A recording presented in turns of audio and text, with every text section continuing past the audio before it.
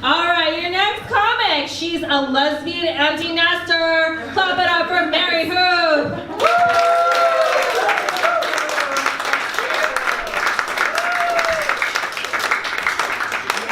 We will now continue with the Asian lesbian portion of the show. Like I always say, some is good, more is better. So I'm a lesbian empty nester. I have 20-year-old twin boys myself, you know.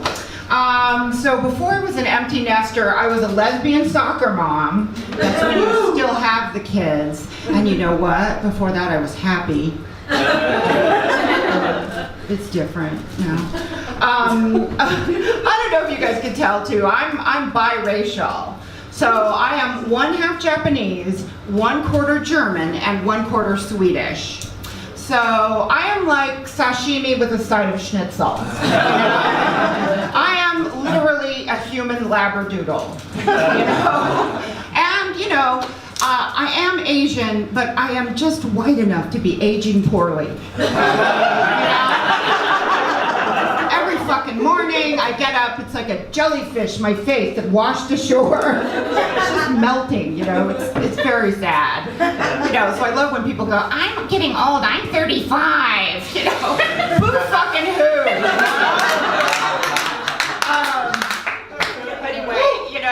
And because there's a lot going on now, like politically, with people coming after gay parents. And politicians have been calling gay parents groomers. Like, we are grooming our children for sex. Now, I don't know, like, you've never seen my boys, but if you ever saw them, you would know they had never been groomed. My children leave the house looking like Steve Bannon, all right? You're like, don't tell anybody who your moms are, Like the other thing is, like, people come after me on Twitter for being a lesbian mom. And, I'm usually like, okay, come at me, bro. I can handle a Twitter beef, But it's just like, it's no fucking fun when you realize how stupid these people are, Like, there are all these dudes and they don't know the difference between which and which, Like, which high school did you clearly drop out of? Or Marjorie Taylor Greene is a cunt. She's progressed way the fuck beyond the witch, okay? And the other thing is, because I do comedy, I have to be on the socials, like you young people say, I'm on the gram. So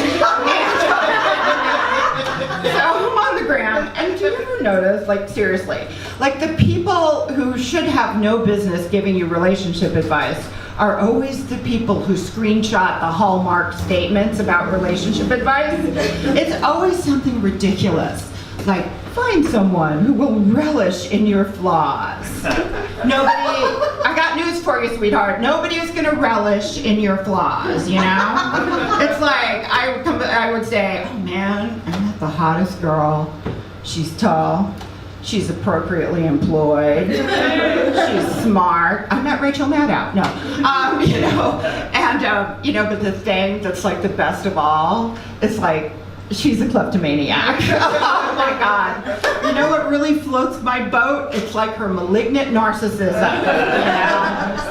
And like, my partner and I have been together actually for 28 years, okay? She was my 5th grade teacher. That's a lie. She's not fucking Dane Cook, all right?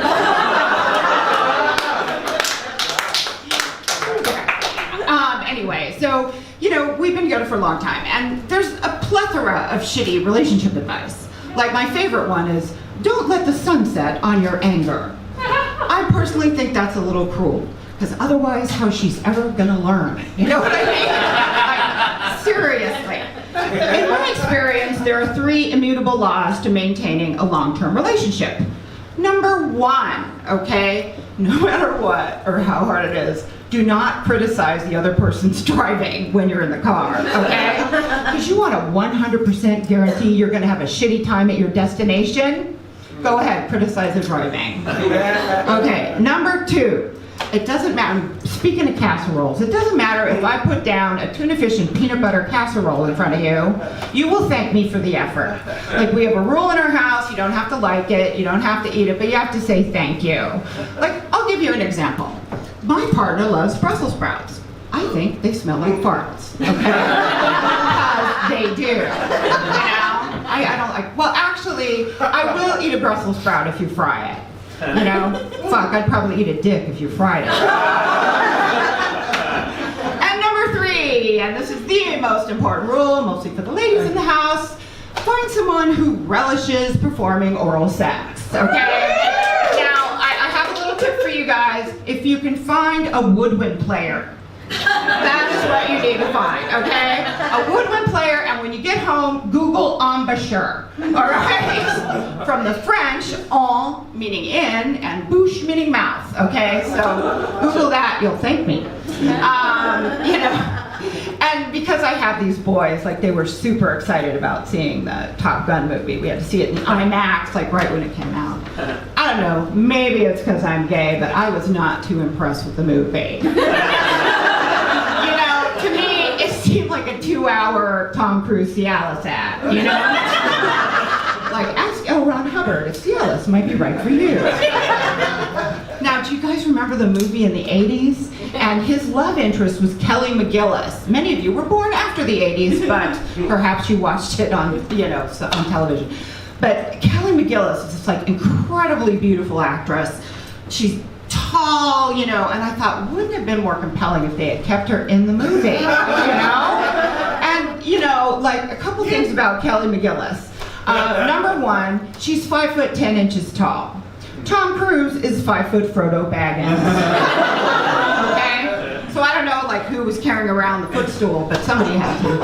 And number 2, she's a lesbian now. She's on my team.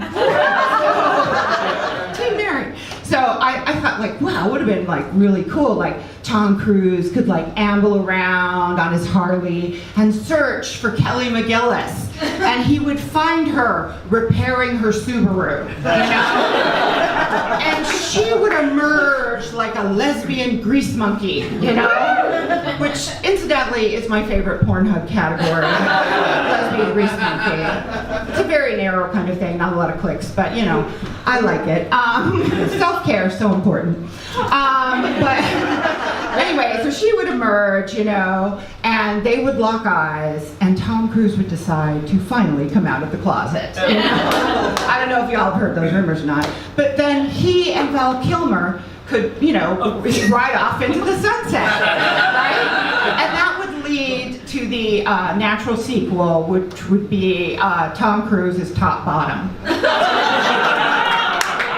Anyway, I'll leave it at this. You probably can't tell by looking at me, but I am a lady who has had 2 dicks in her at the same time. Yeah. For 9 months. I don't recommend it.